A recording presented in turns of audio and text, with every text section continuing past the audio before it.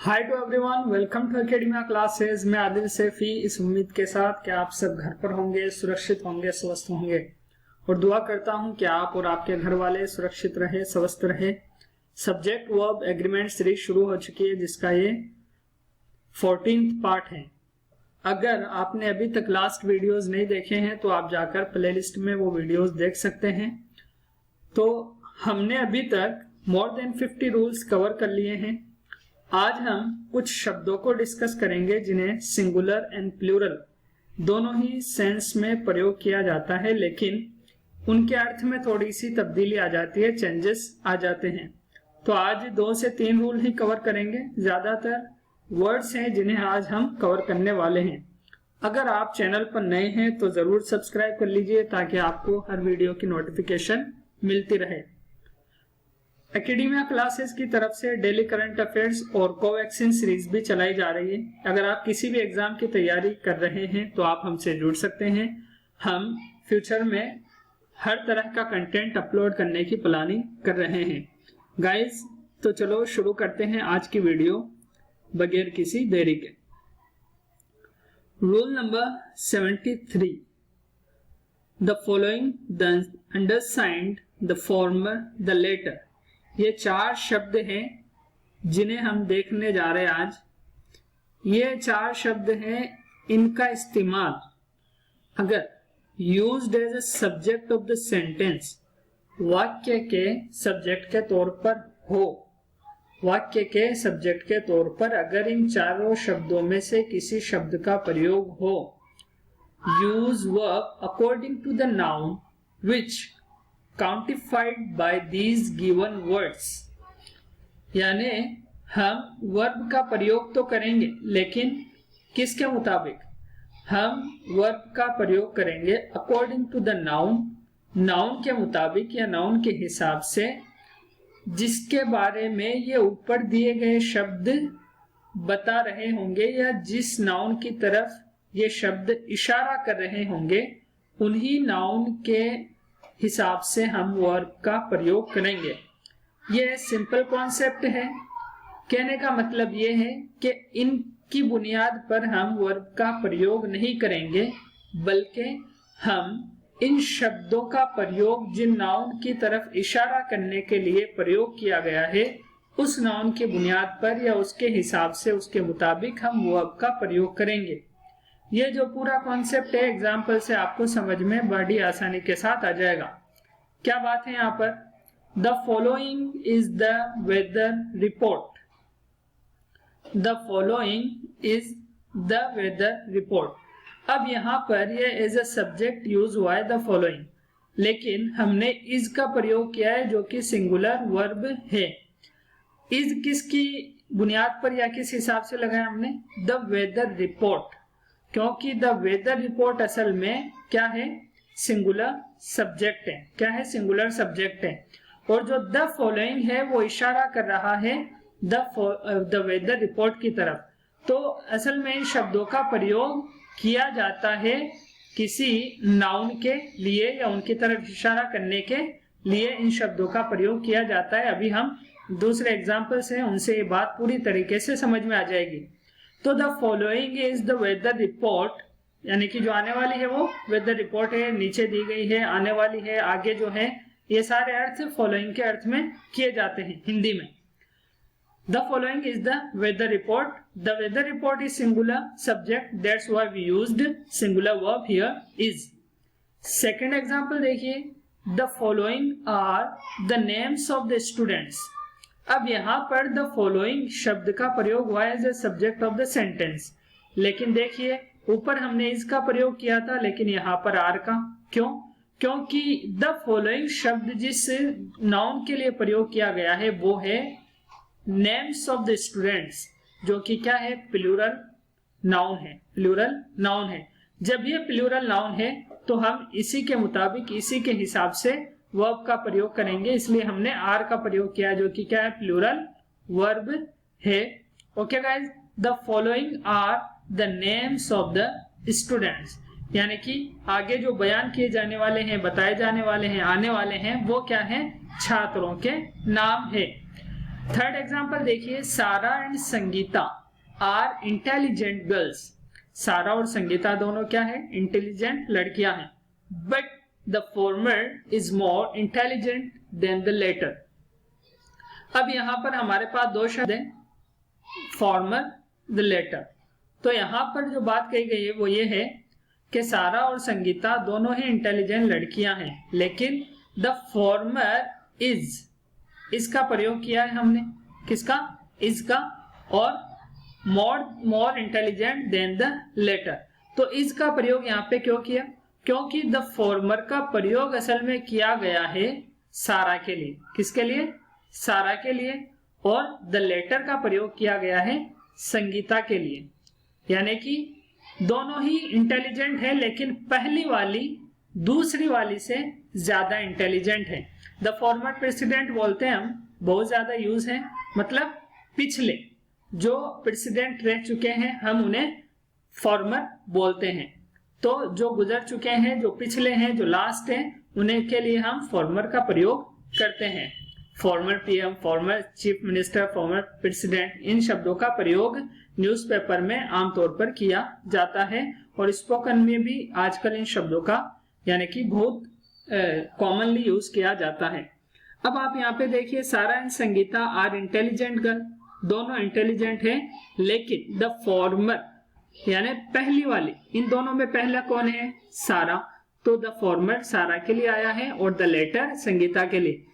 अब हमें वर्ब का प्रयोग करना है उस नाउन के हिसाब से जिसकी तरफ वो शब्द इशारा करता हूं। तो द फॉर्मर किसकी तरफ इशारा कर रहा है? सारा की तरफ। और सारा क्या है? Singular subject. तो हमने सिंगुलर सब्जेक्ट को सामने रखते हुए द फॉर्मर के बाद सिंगुलर वर्ब का प्रयोग किया है।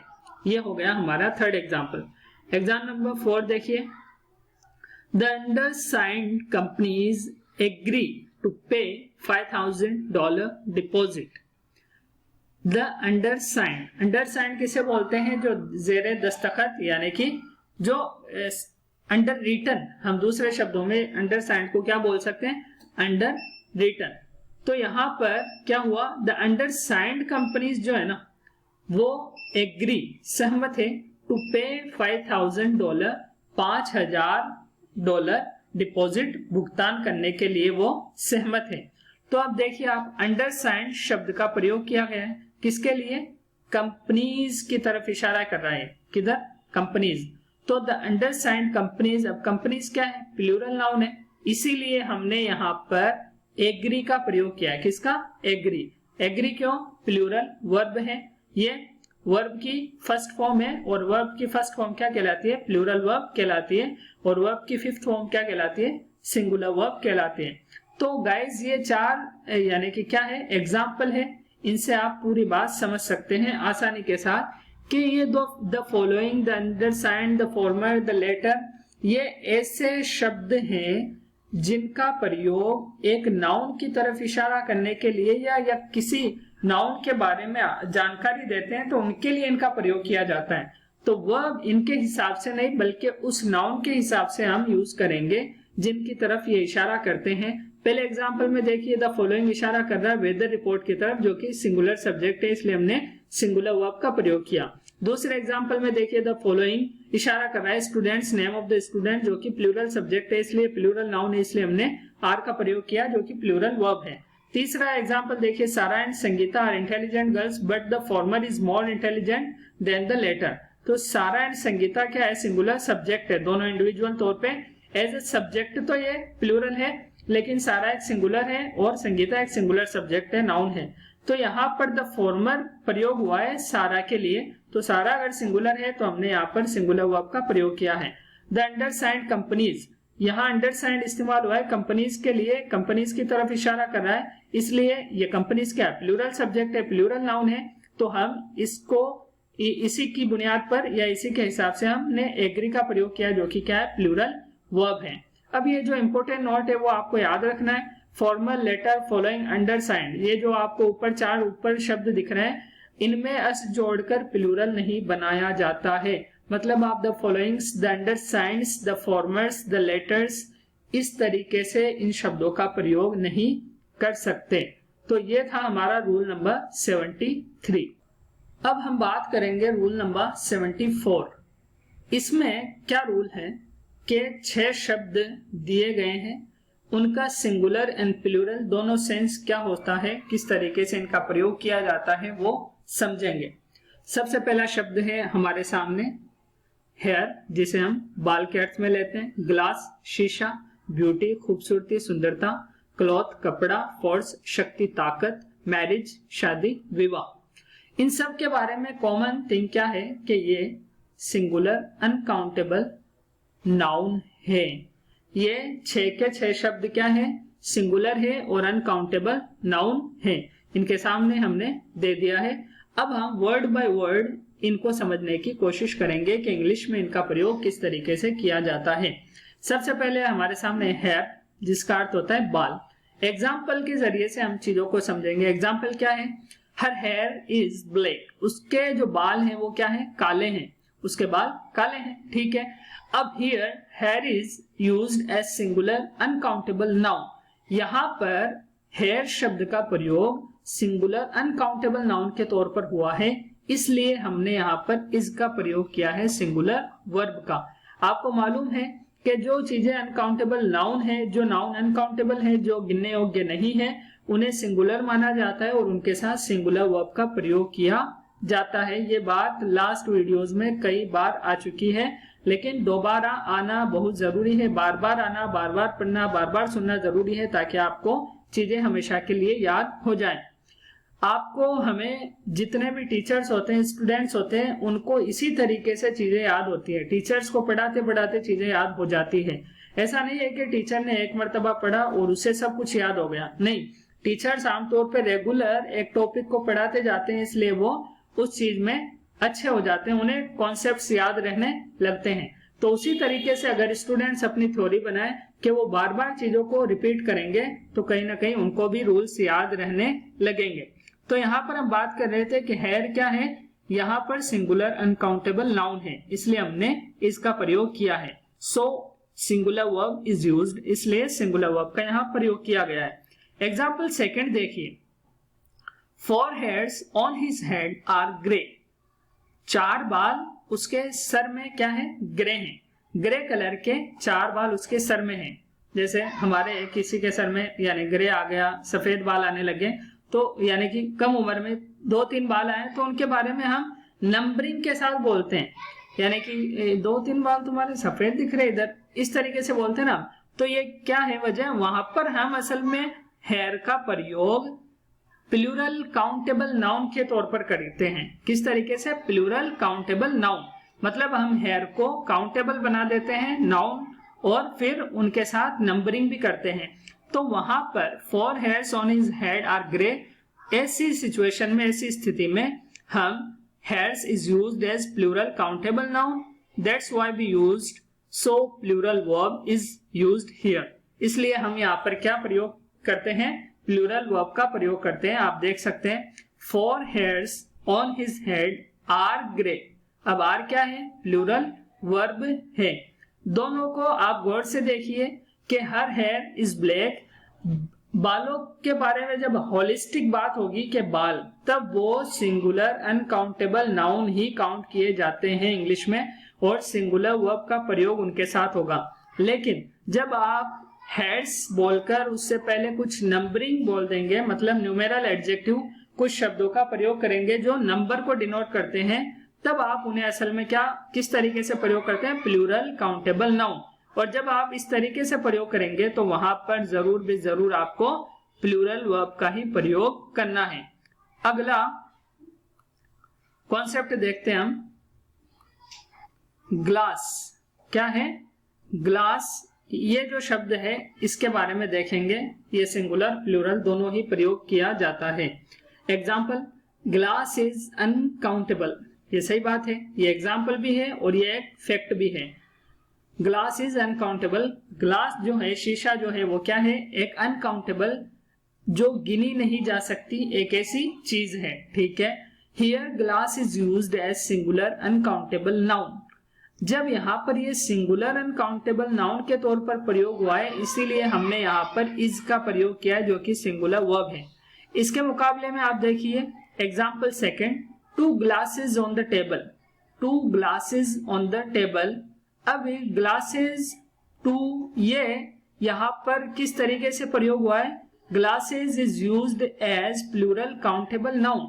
जो 2 ग्लास है वो टेबल पर है। हम पानी पीने के लिए जो ग्लास प्रयोग करते हैं वो असल में एज अ थिंग प्रयोग करते हैं और वो वहां पर क्या होता है? काउंटेबल होता है। लेकिन एक शीशा जब बोलते हैं तब वो अनकाउंटेबल होता है। तो 2 ग्लासेस ऑन द टेबल, जब हम न्यूमेरल एडजेक्टिव के साथ यानी किसी नंबरिंग के साथ हम इन्हें प्लूरल फॉर्म में प्रयोग करते हैं तब वो असल में प्लूरल काउंटेबल नाउन कहलाते हैं। उस वक्त वो कौन से फॉर्म में होते हैं? Plural countable noun.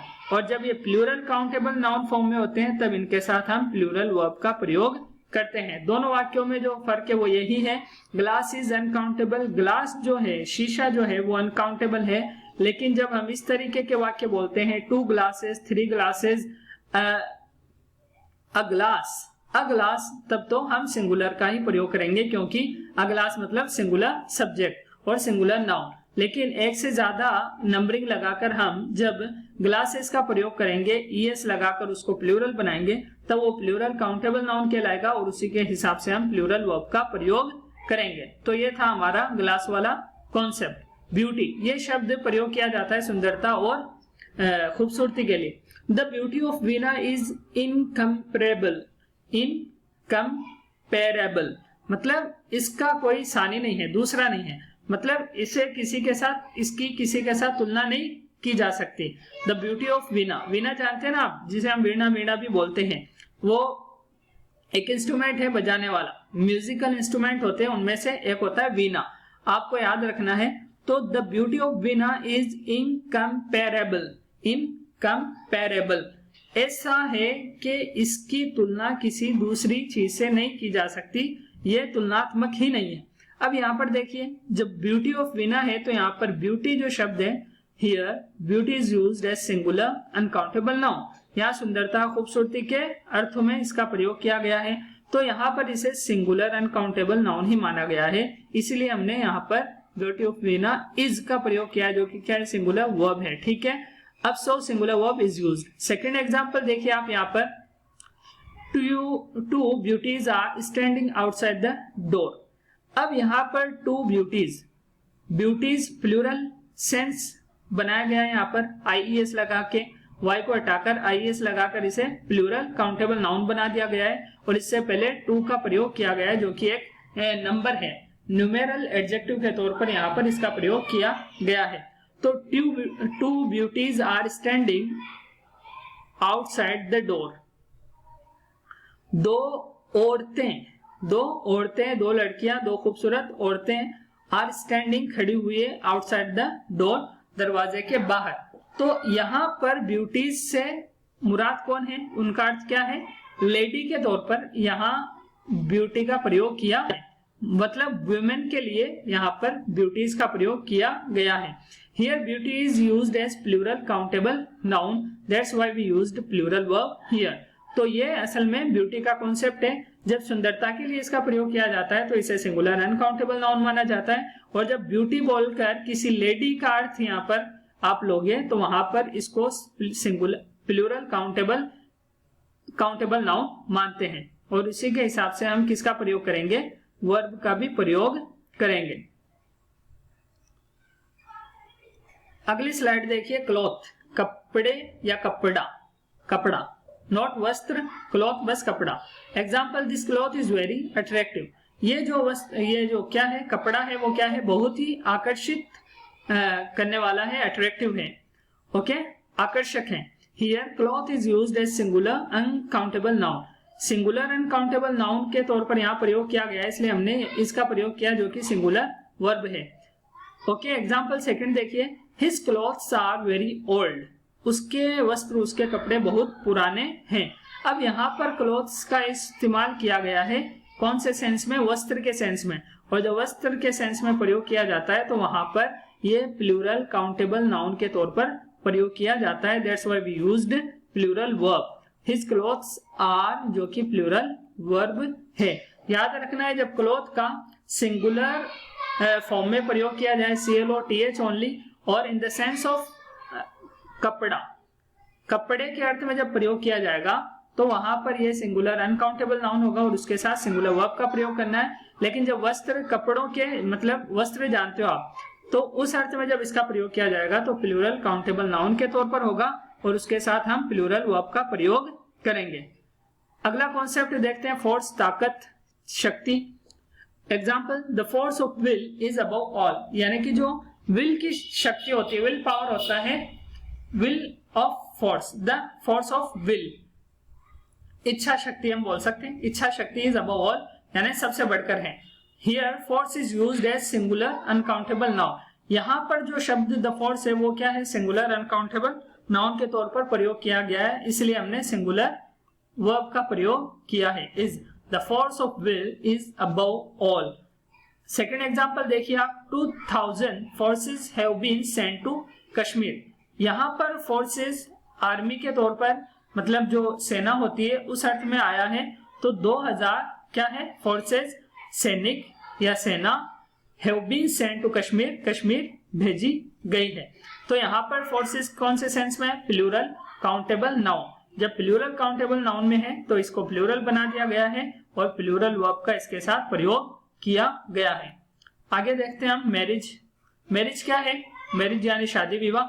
Marriage is a turning point of life, यहाँ पर मैरिज को किस सेंस में लिया गया है, singular uncountable noun, that's why we used is here singular verb. Okay, marriage एक क्या है, यानी जीवन में एक टर्निंग पॉइंट होता है, सही बात है ये, marriage is a turning point of life. अब सेकेंड एग्जांपल देखिए, 2 marriages were arranged in my village last week, यानी 2 शादियां, 2 विवाह हमारे गांव में पिछले हफ्ते में हुई, 2 शादियां हमारे गांव में, मेरे गांव में पिछले हफ्ते हुई। तो यहाँ पर मैरिजेस प्लूरल फॉर्म में आया है और उससे पहले नंबर आया है, तो यहाँ पर ये प्लूरल काउंटेबल नाउन के अर्थ में इसका प्रयोग किया गया है और इसी के हिसाब से हमने वर्ब लगाया जो कि प्लूरल वर्ब है। तो आपको याद रखना है कि 6 शब्दों का जो प्रयोग हमने देखा है वो थोड़ा सा कहीं ना कहीं अर्थ बदल देते हैं, कहीं पर ये सिंगुलर अनकाउंटेबल नाउन के तौर पर प्रयोग होते हैं और कहीं पर प्लूरल काउंटेबल नाउन के तौर पर प्रयोग किया जाता है इनका। ओके गाइज, आगे देखते हैं हम। नोट है एक, नोट क्या है, furniture, news, advice, language, baggage, stationery, poetry, scenery, music, bakery, pottery, ये कुछ शब्द हैं जो आपको याद करने हैं हमेशा के लिए। इन शब्दों से पहले आर्टिकल ए और एन नहीं लगाया जाता है, ये एक फैक्ट है, आपको याद रखना है। क्या है फैक्ट है कि furniture, a furniture, a news, a advice, a language, a baggage, a stationery, a poetry, scenery, a music, a bakery, a pottery, इस तरीके से इनका प्रयोग नहीं किया जा सकता है। सेकंड फैक्ट क्या है, इन शब्दों के आखिर में एस, ई एस, आई ई एस लगाकर इन्हें प्लूरल नाउन नहीं बनाया जाता है या नहीं जा सकता है। ओके, ये भी सेकंड फैक्ट है, मतलब furnitures, न्यूजेस, advises, languages, baggages, stationeries, poetries, sceneries, musics, bakeries, potteries, इस तरीके से इनका प्रयोग नहीं किया जा सकता है। ये नोट है, बहुत ही इंपॉर्टेंट नोट है, आपको याद रखना है। कभी भी कंफ्यूज करने के लिए काफी है कि आपको गिवन यानी वाक्य दिया जाए और फिर कहा जाए कि आपको इसमें गलती मालूम करनी है, फाइंड आउट करनी है। तो अगर आपको ये मालूम ना हो कि इनका इस तरीके से प्रयोग नहीं किया जा सकता, then you can't find out the wrong और mistake in the sentence. Last note क्या है, सिंगुलर सेंस। कुछ शब्द है जिनके सिंगुलर एंड प्लूरल सेंस अलग अलग होते हैं, मैं आपको मतलब यहाँ पर वो बताने जा रहा हूं। ऐसा नहीं है कि एस या ईएस या आईईएस लगाकर उनके प्लूरल सेंस बनाए जाते हैं, बल्कि उनका तरीका ही अलग है। वो क्या है, यानी सिंगुलर सेंस क्या है, इंफॉर्मेशन का सिंगुलर सेंस है a piece of information, a piece of information, और प्लूरल पीसेस ऑफ इंफॉर्मेशन। यानी अगर आप पीसेस ऑफ इंफॉर्मेशन कर देंगे तो भी गलत हो जाएगा, या पीस ऑफ इंफॉर्मेशन कर देंगे तो भी गलत हो जाएगा। सही फॉर्मेट यही है जो आपके सामने यहाँ पर गिवन है स्लाइड में। A piece of information, it is a singular sense of information, and pieces of information is a plural sense of information. Okay, singular sense क्या है, an idea of news, an item of news, an item of news, ये singular sense है। Items of news ये क्या है, plural sense है। A piece of work, ये singular sense है। पीसेस ऑफ वर्क क्या है, प्लूरल सेंस है। A heap of rubbish, heap जानते हो आप, यानी कि वो ढेर को बोलते हैं heap. A heap of rubbish, कचरा, रबिश तो कचरे का ढेर, ये सिंगुलर सेंस है। हीप्स ऑफ रबिश ये प्लूरल सेंस है। ये कुछ शब्द है, उनके सिंगुलर प्लूरल सेंस मालूम होना जरूरी है। स्पेक ऑफ डस्ट यानी कि धूल का कण और धूल के कण, तो स्पेक्स ऑफ डस्ट ये सिंगुलर है और ये प्लूरल है। N item of furniture, items of furniture, आप इस तरीके से इसका प्लूरल बनाएंगे बजाय इसके कि आप फर्नीचर्स कर दें, ये वाला स्ट्रक्चर होगा प्लूरल सेंस में फर्नीचर का। उसी तरीके से a bit of knowledge, bits of knowledge, knowledges नहीं करना है। सिंगुलर सेंस क्या है? A piece of luggage, pieces of luggage यानी लगेजेस प्रयोग नहीं करना है। गाइज आज की क्लास में बस इतना ही। अगर आपको वीडियो पसंद आई है तो आप जरूर लाइक करें, कमेंट करें, शेयर करें और सब्सक्राइब करना चैनल को ना भूलें। अगली वीडियो में फिर मिलेंगे, तब तक के लिए अलविदा। Thank you very much.